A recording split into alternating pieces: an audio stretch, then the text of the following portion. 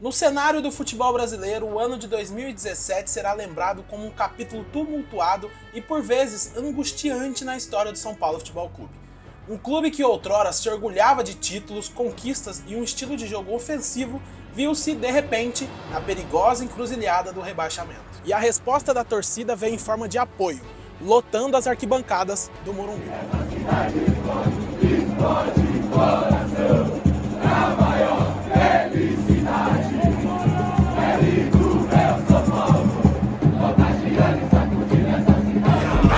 Vem com nós, mas vem de coração. Vermelho, branco e preto são as cores da emoção. A torcida que conduz vai a pé ou de busão. Importante é o São Paulo, o meu time campeão.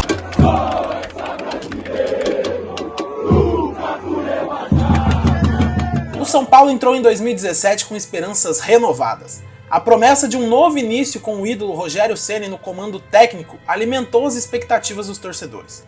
No entanto, o que se desenrolou ao longo dos meses foi um desafio de proporções inesperadas. O clube enfrentou dificuldades em se adaptar à filosofia de Ceni e à sua inexperiência como treinador. Resultados aquém do esperado, troca de treinadores e uma série de contratações que não corresponderam às expectativas deixaram os torcedores apreensivos. Mundo que a gente vivia, até na cobertura diária do futebol, a gente estava todo dia dentro do CT, então a gente tinha assim muito contato e vivenciava muito a crise do São Paulo. E eu posso te garantir, eu estou no São Paulo há 25 anos, foi o ano que realmente não só o clube temeu pelo rebaixamento, como nós que estamos acostumados a cobrir o clube, eu em determinado momento do ano achei que ia cair.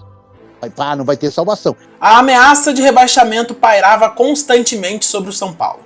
A ansiedade dos torcedores era palpável e a luta pela permanência na elite do futebol brasileiro se tornou um drama de grandes proporções. No entanto, no meio dessa diversidade, algo notável aconteceu. A torcida tricolor percebeu a necessidade e demonstrou mais uma vez o seu amor incondicional pelo clube. Isso se refletiu no aumento significativo da média de público nos jogos do São Paulo. São Paulo foi muito inteligente ao perceber que não adiantava ir contra o time naquele momento, porque você só ia acelerar o processo de rebaixamento se você jogasse contra. Não tinha muito que tirar daquele time. Então, o que você podia fazer naquele momento para tirar algo a mais, algo que fosse necessário e fundamental para não cair? Era apoiar o time. Então a torcida fez isso. Uma adoção da torcida que foi tipo, o São Paulo não pode cair. Porque isso é uma coisa curiosa. Por que o São Paulo não pode cair? Porque o torcedor São Paulino sempre zoou os rivais, que os rivais caíam. Então, não, a gente não pode. Então vamos fazer alguma coisa. Claro, teve isso, teve esse aspecto. Mas curiosamente a média do São Paulo em 2017 já vinha alta. Mas já vinha alta também por questões de paixão também. Não só para salvar o time, mas uma paixão natural com o próprio São Paulo e com seus ídolos. Por que em 2017 a média do São Paulo já vinha alta, antes mesmo dessa fase ruim do brasileiro? Porque no começo do ano o Rogério Ceni virou técnico. Então, tipo, a torcida, mesmo sem ter experiência na área, não sei o que, a torcida apoiou, é nosso ídolo.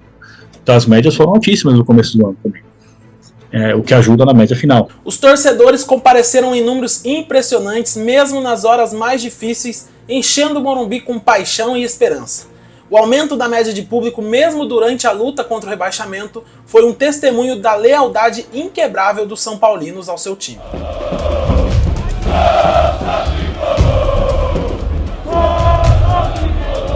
Eu São Paulo há 25 anos. Cansei de fazer jogo no Morumbi com 3 mil pessoas, com 5 mil pessoas.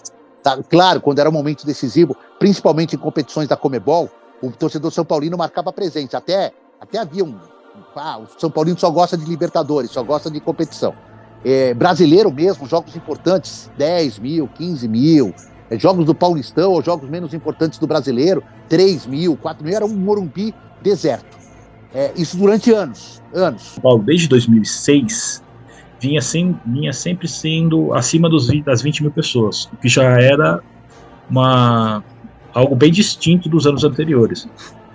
Por exemplo, mesmo na era Tele, por exemplo, a média do São Paulo no Morumbi, na boa parte dos jogos, não passava de 5 mil, 6 mil pessoas. Como teve muitos jogos decisivos, como de 120 mil pessoas, a média até ficou na casa dos 28 mil, mas tipo, no resto dos anos 80 e tudo mais, a média do São Paulo era 10 mil pessoas. E aí que a gente vê que a partir de 2005, não só pelo time vencedor, mas algumas questões de melhoria de acesso ao Morumbi foram implantadas, começaram a se vender ingressos eletrônicos, né? Se comprar pela internet e tudo mais. Então todas essas melhorias propiciou ao São Paulo que a partir de 2006 todas as médias de público fossem acima de 20 mil pessoas. E aí, especialmente em 2017, pela primeira vez, chegou no patamar das 30 mil pessoas. Só que é curioso, mas não é que era culpa da torcida do São Paulo que antigamente só lutava em jogo importante ou em jogo de Libertadores. É pelo tudo que eu te falei, era economia, era distância no Morumbi, era acesso, era ingresso, porque antigamente era muito mais fácil ir no Pacaembu do que no Morumbi. Quem jogava no Pacaembu eram os outros, mesmo o Palmeiras não jogava no Parque Antártico, jogava mais no Pacaembu ou no Morumbi. A gente ficou anos sem jogar contra eles no Parque Antártico pelo Brasileiro. Enfim, a questão é essa, todos esses pontos eram pontos importantes para o número de torcida. E aí você chega com melhorias, e você chega com rivalidade, é um ponto assim que eu gosto. E eu nem falei da inauguração do metrô, porque na verdade, né, a inauguração do metrô foi no final de 2018, e as médias já vinham altas desde 2017, como a gente já falou. 2017 podia falar que era o Rogério Ceni, depois o salvamento do brasileiro, mas continuou alto no começo de 2018 sem metrô, entende? Então é uma coisa que eu não gosto de justificar só com o metrô. O metrô é uma parte importantíssima, mas não é só isso. Tem várias coisas envolvidas e que envolvem não só as coisas que o São Paulo pode fazer, mas as coisas do ambiente que a gente está em volta, os outros clubes, as competições. Em meio à escuridão, uma notável reviravolta começou no segundo turno do Campeonato Brasileiro. Vitórias surpreendentes sobre equipes poderosas reacenderam a fé dos torcedores e o clube subiu na tabela, desafiando as probabilidades. O time que está na zona do rebaixamento, desde o começo do ano não faz uma partida boa. Eu acho esse time do São Paulo o pior time da história do São Paulo. Para mim, o grande erro é achar que esse conto de fadas de que o grande vai se salvar em algum momento, isso derruba a gente e derruba mesmo no campeonato. Imagina, você vai se divertir se o São Paulo cair? Muito. Eu tenho um monte de amigos São Paulinos. Imagina que eu vou passar uns 4 dias mandando mensagem. O risco de cair para a segunda divisão é iminente. Vocês vão cair! A virada começou a se desenhar com vitórias essenciais e a contratação de novos jogadores que trouxeram energia renovada ao elenco. O São Paulo estava determinado a lutar pela sua sobrevivência na elite do futebol brasileiro. Por incrível que pareça, foi assim um tiro certo, sabe? Aquela contratação certa. O cara transformou o ambiente do São Paulo, quase que sozinho, com um espírito vencedor e tudo mais. A reestreia dele foi sensacional com aquele jogo com o Botafogo no Rio, que ele deita e rola, o São Paulo consegue uma vitória que ninguém acreditava. Mas acho que para mim o jogo que é o jogo chave de escapar do rebaixamento é um domingo de manhã contra o Cruzeiro no Morumbi, uma vitória de 3-2. Para mim esse jogo foi quando eu falei, o São Paulo não vai cair. A vitória contra o Cruzeiro se destacou como um momento em que a resiliência do time e a paixão da sua torcida brilharam intensamente e levaram o São Paulo Futebol Clube à vitória. Contra o Cruzeiro, no domingo de manhã, o São Paulo estava em desvantagem em determinado momento do jogo. E aquele jogo, como eu disse, foi a virada. Se o São Paulo perde para o Cruzeiro aquele dia, basicamente ele teria pouca chance de escapar de rebaixamento. Então, assim, se tiver que citar um que me vem na memória assim, muito de sopetão, é esse, cara. Eu acho que ali a torcida levou o time à vitória. Cara, porque assim, aquele jogo ainda mais. Eu assisti, estava tão lotado o Morumbi, e a gente não podia ficar no campo, porque era um jogo da Sport TV, e as cabines estavam tão lotadas que eu não consegui ficar na cabine com a minha equipe naquele jogo. E eu sentei na numerada intermediária. Pô, um lugar que eu achei lá, cara, e eu senti aquele jogo com a torcida ao meu lado, entendeu? Foi um jogo que eu vi a torcida do meu lado. Desde o momento de sacrifício até aquela falta maravilhosamente batida pelo Hernanes que sai o gol. A batalha foi árdua, mas o tricolor conseguiu escapar e permanecer sem nunca ter sido rebaixado na sua história. A paixão dos torcedores e a dedicação dos jogadores venceram o desafio.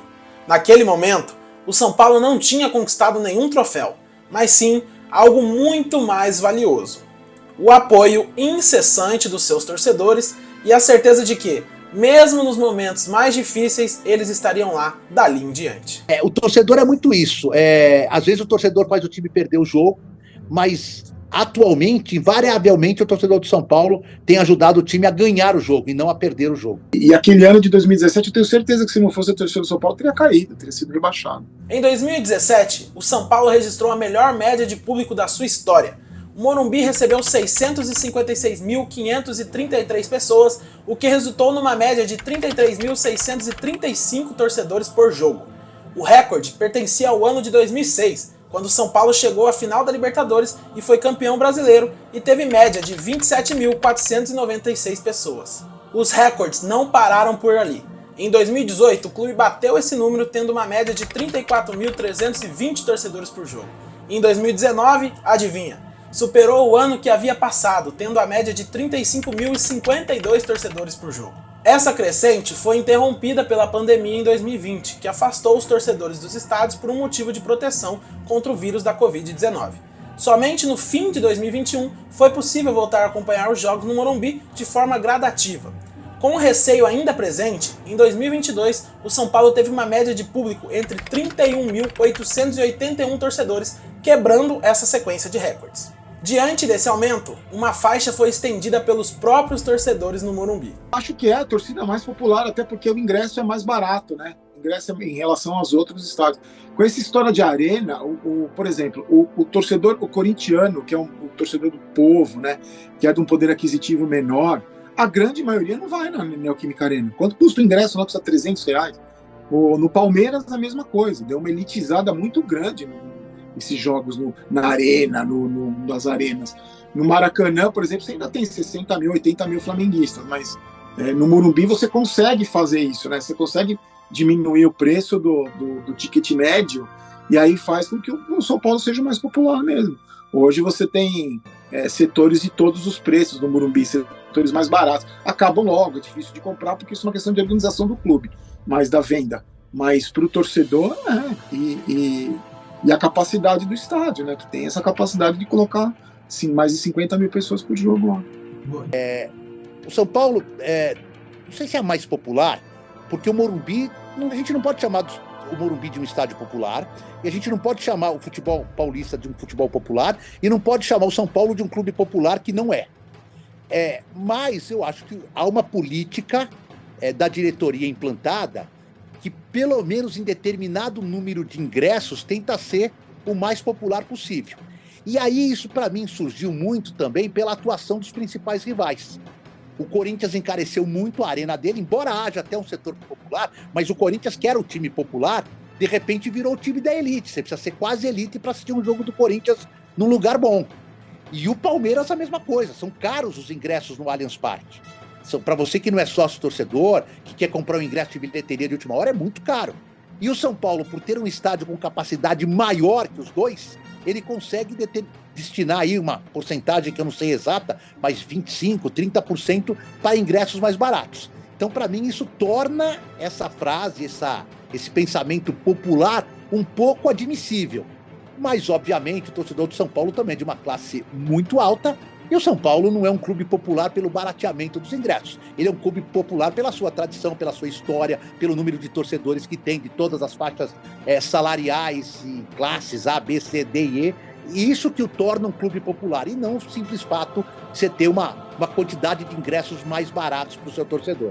Vamos primeiro falar internamente. O São Paulo era um clube mixigenado. Desde os primeiros jogos, tinha jogador de origem indígena, tinha o jogador de origem negra, tinha jogador estrangeiro. Tipo, não fazia restrição nenhuma a ninguém. Tinha mulher nos quadros associativos, tinha mulher nos quadros de conselho. Então, apesar que o São Paulo era fruto da sociedade da sua época. Tipo, não tinha 50% de mulheres no conselho. Claro, porque na sociedade paulistana daquela época não havia 50% de mulheres em nenhum lugar de poder. Mas o São Paulo não restringia e, na verdade, ele fomentava a inclusão e a miscigenação. Eu digo o preço de ingresso popular. É que, primeiro, tá pago. O Morumbi tá pago, o Morumbi é nosso, não tem nem, a gente faz o que quer com o Morumbi. E aí um outro aspecto é que, tipo, o Morumbi é gigante. Então, graças a essa ousadia do passado, o São Paulo hoje pode se dar ao luxo, tipo, então 40 mil ingressos vão ser um pouco mais caros, mas eu vou deixar 10 mil, 15 mil, 20 mil barato, porque, tipo, valoriza a torcida que tá sempre apoiando a gente. E é justamente o ingresso popular, se eu não me engano, foi adotado, isso eu tenho que ver direito, depois eu te confirmo, mas se não me engano, foi adotado pela primeira vez justamente em 2013, que a gente teve um probleminha também ali embaixo na classificação, e voltou em 2017. E aí, desde 2017, ele é contínuo. Às vezes, a faixa de promoção é um pouco maior ou menor, mas desde 2017, se não me engano, ele é contínuo. E isso é, de fato, dois fatos positivos que o São Paulo, ao longo da história, construiu. Um estádio gigantesco e que foi construído pela sua própria força, pela sua própria capacidade. A briga contra o rebaixamento no ano de 2017 foi a virada de chave para a torcida são paulina entender a sua importância nas arquibancadas. A torcida conduz nasceu naquele jogo, naquela data, em 2017, no Engenhão. Era um jogo que era um jogo qualquer. Cara, mas 64 ônibus, cara, pô, ali acho que foi o fator principal que determinou hoje a torcida que conduz, porque ela nasceu ali. Porque acabou o jogo, o São Paulo virou o jogo, eu tô voltando no ônibus assim, pô, feliz. Aí, cara, eu tô no ônibus voltando assim, eu fiz uma postagem assim, a torcida que conduz. E aí nasceu ali. Nasceu ali, virou. A torcida que conduz É uma loucura, é o sentimento, é o vermelho, branco e preto batendo no peito. E o meu trabalho de lado eu deixei. São Paulo ganha hoje, eu só volto às 6 da manhã. Novo dia vai nascer,